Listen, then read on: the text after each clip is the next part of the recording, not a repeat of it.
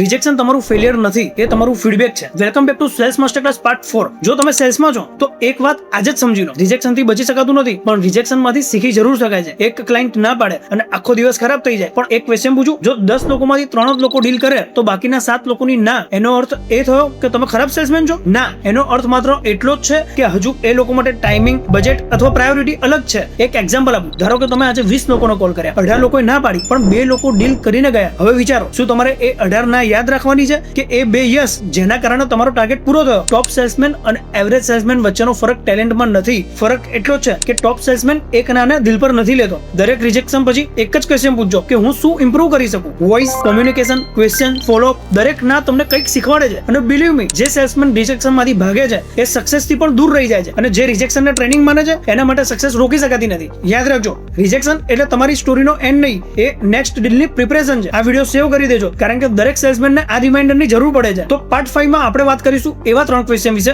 જે પૂછતા તમે શીખી જશો તો ક્લાયન્ટ પોતે તમને પોતાની પ્રોબ્લેમ કેવા લાગશે અને ડીલ ક્લોઝ કરવી ઘણી સરળ થઈ જશે. Your financial adviser Harsh Adani. Thank you.